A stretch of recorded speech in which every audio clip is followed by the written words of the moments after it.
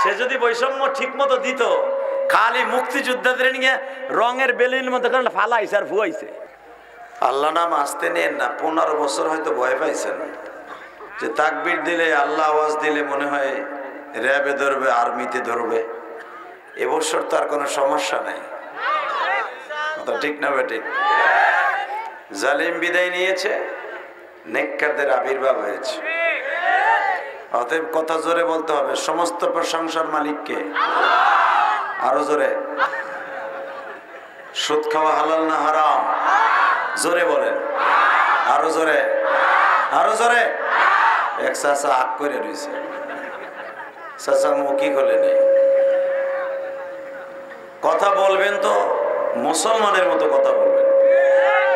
মুসলমান পৃথিবীর কারোর সামনে মাথা নত করে না, কথা ঠিক না বেটে?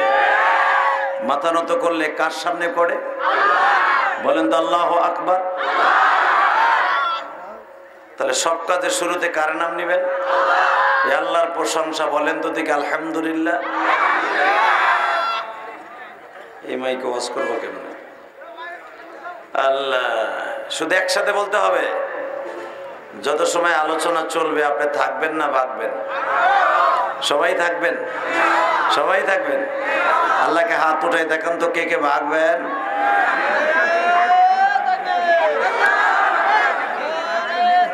এ হইছে রাখ,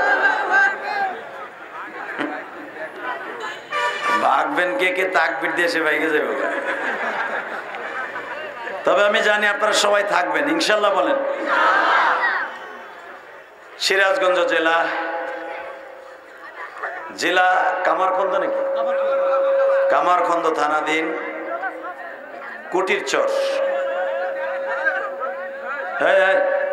সরো ভাগ বেটা, লাইভ দেওয়া যাবে না, লাইভ দেওয়া যাবে না। লাইভ বন্ধ করো সবাই, লাইভ বন্ধ করো। Live of. এই লাইভ দেওয়া যাবে না। লাইভ দিয়েছো নাকি?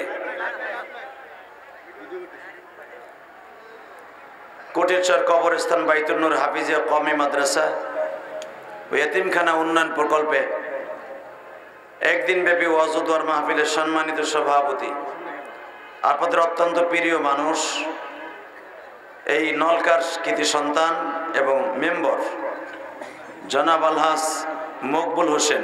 কই আপনি? মাশাআল্লাহ, বুড়ো বয়সে মেম্বার, দেখছেন? জান্নাতের মেম্বার। যেরকম মারহাবা। আজকের মাহফিলের প্রধান অতিথি আপনাদের বিশিষ্ট সমাজসেবক হাজী মোহাম্মদ আসাব আলী। উনি আছেন? আপনি? মাশাআল্লাহ।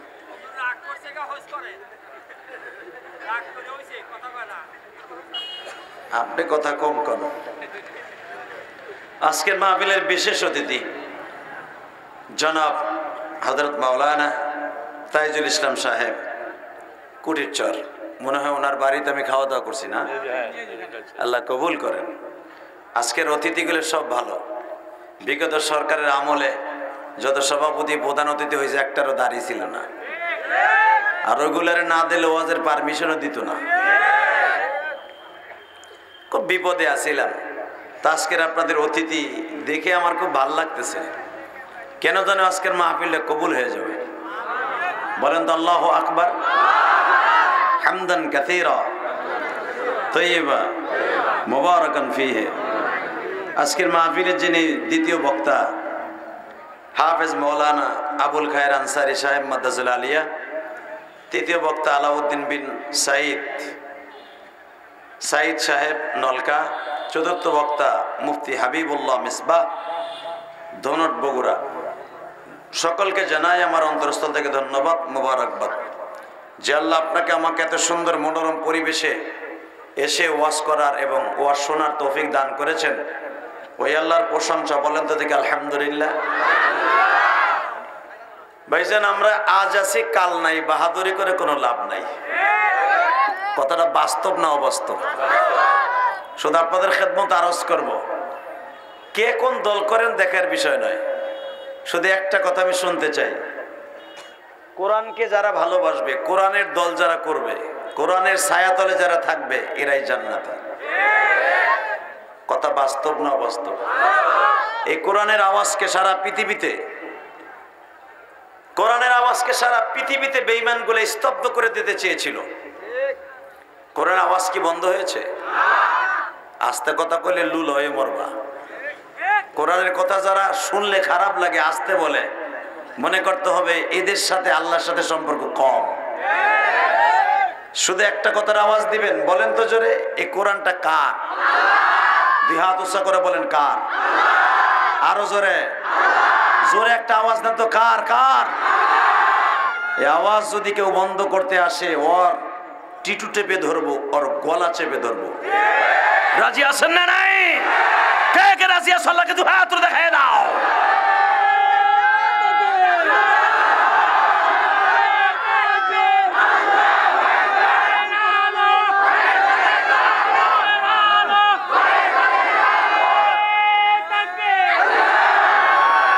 আরে আল কোরআনের আলো হয়েছে তো, কোরআনের আলো জ্বলছে বাংলাদেশে, কথা বলেন না কেন? কোরআনের প্রেমিক প্রত্যেকটা ঘরে ঘরে এখন জীবিত হয়ে গেছে। কোরআনের প্রেমিকদেরকে মারতে কম মারে নাই 15 বছর। দেখা গেছে কোরআনের আলো বন্ধত্ব করা যায় নাই। লিউতফিউ নূরাল্লাহি বিআফওয়াহিহিম, যেই বাতি আল্লাহ জ্বালিয়েছে ওই বাতিকে ফুৎকার দিয়ে নিভানো যাবে না। এই বাতির পাওয়ার কার হাতে? তেল কে দেয়? বাতি ধরাইছেন কে? আবু জেহেল চেষ্টা করেছিল, পেরেছে? জোরে কোন, আরো জোরে। কিয়ামত পর্যন্ত আবু জেহেলের খালতো ভাই মামাতো ভাইরা পারবে না, ঠিক না বেঠিক?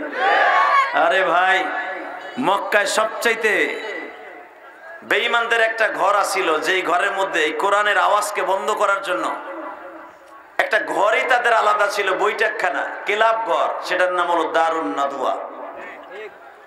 হয়তো আপনারা যারা হজে গেছেন এই ঘরটা আপনারা দেখেছেন, এখন নাই। আমি 2004 সালে দেখেছিলাম, আলহামদুলিল্লাহ বলেন। এখন হেরেমের ভিতরে নিয়ে আসছে। এই ঘরটার নাম দারুন নাদওয়া। এখানে বসে 165 জন বেঈমান প্রতিদিন মাগনা খাইতো, মদ খাইতো, গান বাদ্য করতো, আর আব্দুল্লাহর পোলা মুহাম্মাদের বিরুদ্ধে ষড়যন্ত্র করতো কোরআনকে কিভাবে নিবানো যায়। কথা কর না কেন? এই যে দুলাভাইয়ের পোলারা ববি না, থাকবি না ভাগবি সিদ্ধান্ত নে। আমি জানি তোর ওয়াজ শুনতে আসস নাই। যারা ওয়াজের শোনার জন্য নিয়ত করে বসে আছে, যে আমার কলিজার টুকরা স্কুল কলেজের বন্ধুরা, এরা মোনাজাত করেই যাবে, দোয়া নিয়ে যাবে, আমি মুসাফিরের, কথা ঠিক না বেঠিক? এতদিন আমার ইউটিউবে দেখেছো, বাস্তবে অনেকে দেখো নাই, খালি ভাবছো বেড়া দলা না কালা, বেড়া কি করে না করে দিই। অনেকে এর লেগে আসছে, আমি জানি। অনেকে আসছে দেখি একটা ছবি তুলে নিয়ে যেতে পারি কিনা। এসব বাদ দাও না, কোরআনের প্রেমিক হয়ে দুনিয়ার থেকে যাবা, কোরআন তোমার বুকের উপর উঠে তোমাকে জান্নাতের বারিন্দা পর্যন্ত পৌঁছায় দেবে। কারণ দুনিয়ার সবাই বেঈমানি করতে পারে, কোরআন বেঈমানি করবে না, কথা ঠিক না বেঠিক? আরো জোরে বলেন। কারণ কি জানেন? এমন একটা মানুষের চরিত্র নিয়ে কথা বলেছিল আবু জেহেল, যেই মানুষটার চন্দ্রের ভিতরে ভেজাল আছে, দাগ থাকতে পারে, কালো দাগ, আমার নবীর চরিত্রের মধ্যে কোনো ভেজাল ছিল না। হালাকি এই মানুষটার চরিত্র নিয়েও কথা বলেছে কোরআনের বিরোধী যারা, কোরআন বিরোধী, আল্লাহ বিরোধী যারা, তারা কথা বলেছিল। এই মুসলমানের সন্তান, শুধু একটা কথার আওয়াজ দিবেন, দুনিয়া একদিকে চলে যেতে পারে, আমার নবীকে নিয়ে যারা কটূক্তি করবে তাদেরকে বাংলাদেশে ক্ষমা করা হবে না। বঙ্গবন্ধুর যত বিগত বছর যখন গালি দেওয়া হয়েছে, আওয়ামী লীগ তাকে বাড়ি ঘর জ্বালাই দিয়েছে, এমনকি বাড়ির থেকে ধরে এনে হাত পাও কেটে দিয়েছে, যমুনা নদীতে ভাসাই দিছে। কথা আসতে করলে কিন্তু বোবা হয়ে মরবেন। জিয়াউর রহমানরে গালি দিলে বিএনপি আলারা সাপের মতো ফনা তুলছে। হালাকি আমার প্রিয় হাবিব, যার চরিত্রের গ্যারান্টি আল্লাহ দিছে, আমি আয়াতটা পড়বো, আপনি এত জোরে আল্লাহু আকবার বলবেন, আপনার জীবনে এই সিরাজগঞ্জের জমিনে কামারখন্দ থানায় আওয়াজ দিয়ে দেখান না, এই নলকা, এই সিরাজগঞ্জ, যে আমার নবীরে কত ভালোবাসে। ওয়া ইন্নাকা লাআলা খুলুকিন আযীম।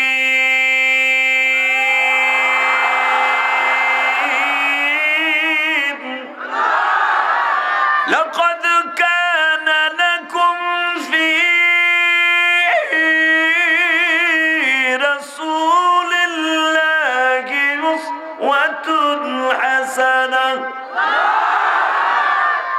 রে, যেই মানুষটা জীবনে উম্মতের চিন্তায় পেট ভরে খায় নাই।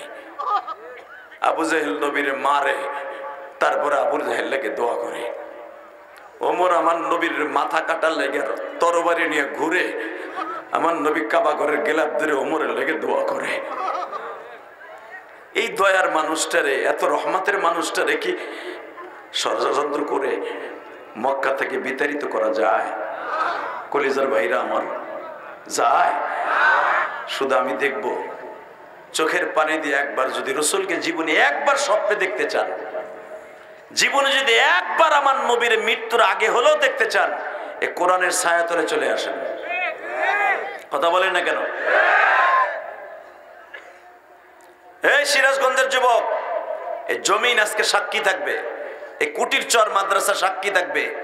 ইয়াউমা ইদিন তুহাদ্দিসু আখবারহা, যেই জমিনে আপনি ওয়াজ শুনতেছেন, এই কোরআন ধরে বলে গেলাম, এই জমিন তোমার জন্য উকিল হয়ে যাবে। 5ই আগস্টে সেই মুগ্ধ আবু সাইদের মতো যারা শাহাদাতের সুদা পান করেছে, প্রত্যেকটা সন্তান আমার বাংলাদেশের সোনালী সন্তান। কথা বলা যাবে না ওয়াজের পিছনে। যারা আসবেন চুপচাপ করে বসে থাকবেন। দাদা ভাইরা বসেন, কলিজার টুকরা ভাইরা আমার বসো। তোমাদের দ্বারাই ইসলাম বিজয় হবে পৃথিবীতে, যুবকের দ্বারাই পৃথিবীতে ইসলাম বিজয় হবে। কোরআনের ছায়াতলে যুবকরা যখন চলে আসবে, কোরআনের বিরুদ্ধে কথা বলে আর কোনো কাজ হবে না। রেডি হয়ে যান, আর বসে থাকার সময় নাই, একটা চান্স আসছে। জীবনে বহুতই তো দেখলাম, অনেক দলই তো দেখলাম, কি বলেন? হ্যাঁ দেখছেন না? বহুত দল দেখছেন, একবার একটু হুজুরগো নিয়ে দেখেন না কেমন লাগে, বেটারা কি করে দেখেন না। তবে আমার বিশ্বাস, আলেম ওলামা যদি অন্তত 10টা সিটও পায়, কোরআনের ফাঁকি সাইদি চলে গেছে যদি থাকতো, এবার একটা কাজের কাজ হয়ে যেত। কথা ঠিক না ঠিক? তবে এক সাইদি চলে গেছে, লক্ষ সাইদি ঘরে ঘরে জন্ম নিয়েছে, এটা বিশ্বাস করতে হবে। শুধু আপনাদের খেদমত আরজ করতে চাই, কোনো দিকে ঘাটটা ঘুরাবেন না। আমি দেখবো কোরআনের প্রেমিক কোন কোন যুবক আছো, তোমার জীবন আজকে সুন্দর হয়ে যাবে। তোমার জীবন আমি আজকে বলে গেলাম সুন্দর হয়ে যাবে। নবীর আদর্শওয়ালা জিন্দিগি গঠন করার জন্য যদি ওয়াজের মাঠে বসো, 13 টাকা বাদাম খাওয়ার জন্য, আর আসছো দেখে চলে যাবা, এর নাম কোরআনের আদর্শবান হওয়ার জন্য ওয়াজের মাঠে আসা না। ওয়াজের মাঠে আসতে হলে ফার্স্ট টু লাস্ট একটা লোকের কথা শুনতে হবে। কোন কথাটা তোমার জন্য হেদায়েত হয়ে যাবে তুমি নিজেও জানো না। আবু জেহেল হেদায়েত পাইতো, একটা মাত্র কায়রনে পারে নাই। কারণ জানেন, আবু জেহেলের সামাজিক বৈষম্য এত ছিল যে মুহাম্মদ আমার ভাতিজা, ওর কাছে কালেমা পড়বো কেন? এই সামাজিক বৈষম্যতার কারণে, আর এই বৈষম্যতার কারণে আজকে বাংলাদেশে আওয়ামী লীগের পতন হলো। কথা বলেন না কেন? সে যদি বৈষম্য ঠিক মতো দিত, খালি মুক্তিযোদ্ধাদের নিয়ে রঙের বেলুনের মতো করে ফালাইছে আর ভুয়াইছে, মনে করছে মুক্তিযোদ্ধারাই তারা ভোট দিয়ে বুঝি ক্ষমতায় বসাইছে। রাজাকারের ছেলেরা তো তারা ভোট দিছে, যদিও সে আওয়ামী লীগ করে। কথা বলেন না কেন? এটা ভুলেই গেছিল এই পিডি। আবু জেহেল একমাত্র হেদায়েত পাই নাই, মনে রাখবেন, বৈষম্যতার কারণে। সে মনে করছে আমার বৈশের বৈষম্য, আরে বাপ রে বাপ, মোহাম্মদের বাপ নাই মা নাই, ও মাঝখান দিয়ে নবী হয় কেমনে? এই দেশ স্বাধীন করছে মুক্তিযোদ্ধারা চাকরি পাবে না, রাজাকারের বাচ্চারা চাকরি পাবে। এই যে বৈষম্যটা, যে এইটা অন্তরে ঢুকছে বিদায় আজকে অহংকারের কারণে অধঃপতন। এটা মাথায় রেখে কষ্ট হইতেছে। আমার দিক তাকাই থাকবেন, ওঠার চিন্তা ভাবনা করবেন না। আমার মন কেন জানো বলে, যে চেহারাগুলো আজকে আমার সামনে বসছে, প্রত্যেকটা চেহারা মনে হয় আল্লাহর কুদরতি চেহারা। প্রত্যেকটা চেহারার মধ্যে জান্নাতের ছাপ আছে। কারণ কি জানেন? আমি দলিল দিয়ে যাই, আমি মুসাফির বলে গেলাম। আমি কেন দলিল দিয়ে গেলাম? ওয়াজের মাঠে তারাই বসতে পারে যাদের কপালে হতবা মৃত্যুর আগে হলেও হেদায়েত লেখা আছে, কোনো সন্দেহ নেই।